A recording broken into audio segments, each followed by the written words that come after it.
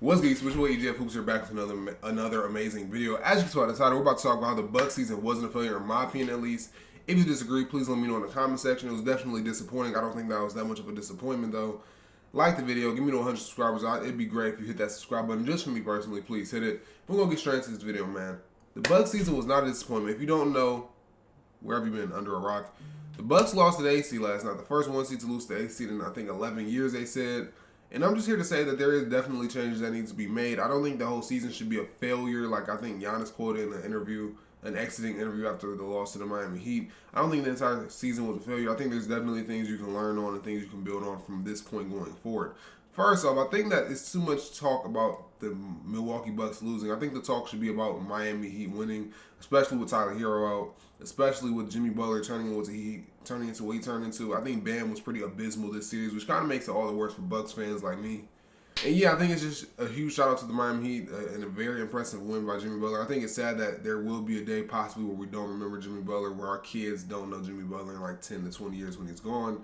But the man was amazing this entire series. This man put 100 points on basically the best perimeter defender in the league. Really against the best defense in the league. There's no way that he got past Jimmy, he got past Brook, and he also got past Giannis all in one series all by himself without any help. I mean, Gabe Vincent came in clutch. He was definitely a threat from outside, and he really did his thing. But this is basically the Jimmy Butler show.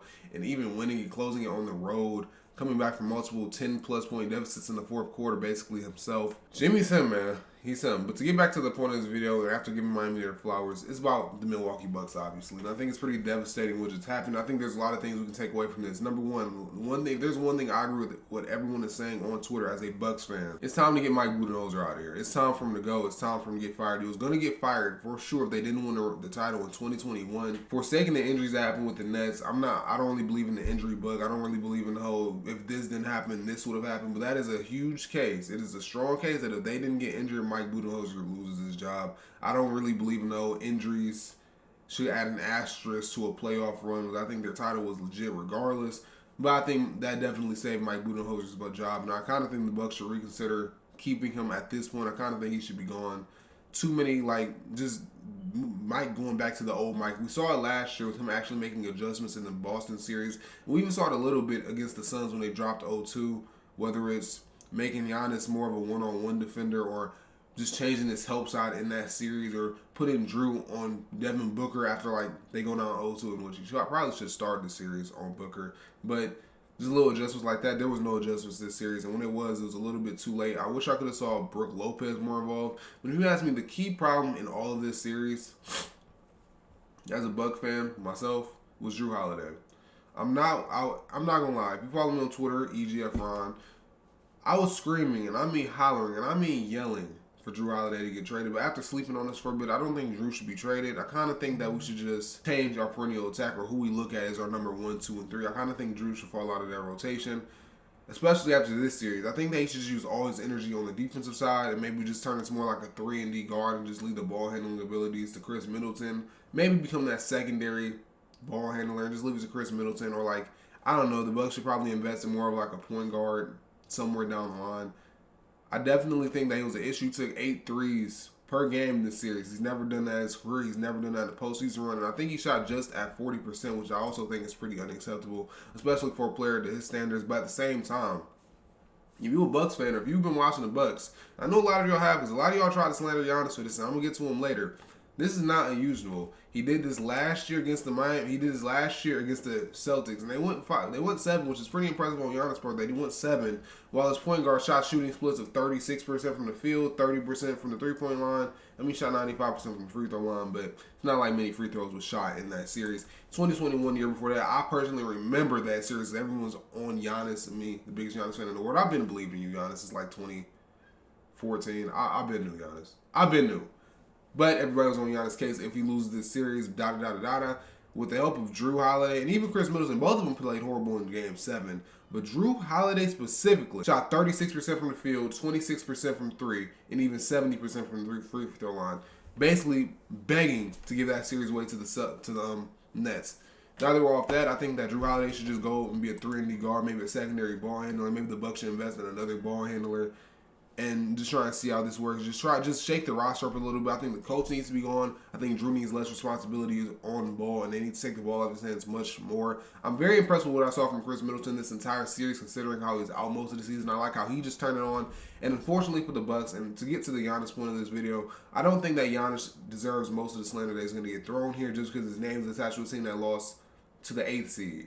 Me personally, I don't think that's right or suitable. I think he missed basically majority of the series. He missed 2 games out of the 5. I mean, he played 11 in game 1, which I'm not going to count that. He played 91 total minutes in the series. Chris played more, Brook played more, Drew Holiday played more, Bobby Portis played more, Grayson Allen played more. He played as many minutes in this series as Pat Connaughton, as Joe Ingles. So I'm not going to put that on him. He played great the last 2 games, but I do think there are some things to be said about the best player in the world, which I still think is the best player in the world, avoiding getting the ball with less than 5 seconds left and basically killing Chris Middleton. I think it's something to be said about that.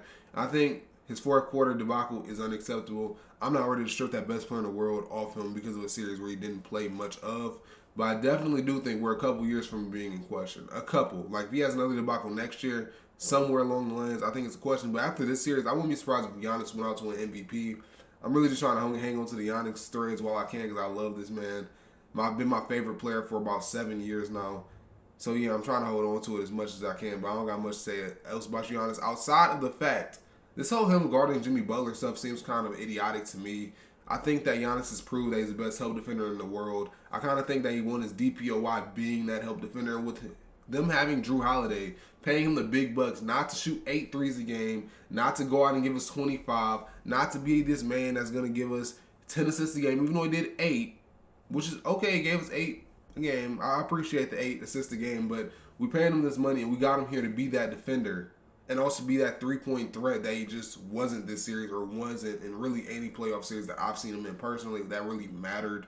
I don't think that Giannis has any responsibility, and I also love his answer about him just simply not guarding Jimmy Butler because his coach told him not to out of respect. I think that there's times where you have to just push that aside and guard the best player on the other team regardless. But at the same time, I do respect Giannis because Jimmy Butler is a guard. He's faster than Giannis. He's 6'6", and Giannis is 6'11". And I've seen a lot of people argue that just because Jimmy Butler can guard Giannis, Giannis should be able to guard Jimmy Butler. There's never been a time where Giannis guarded anything outside of a center and power forward and was great at it or was elite at it. He's been good. He's had his moments when he's good. He has his shade. He has his flashes. Don't get me wrong. And shit, I'd even say like 70% of the time he's good. When it comes to guarding the elite players that can score or put the ball on the floor, Giannis isn't doing that. He's primarily a help defender. That is the defensive scheme that's been put in this team for 3 years now, 2021, 22, and 23. He was the best help defender in the league with this system, with having Brook Lopez at the basket to cover up what he can, and with Drew Holiday guarding people. And even shit, at moments, Chris Middleton was once a great defender. Not to say that he isn't anymore, but he's definitely not what he used to be after all the injuries that he sustained.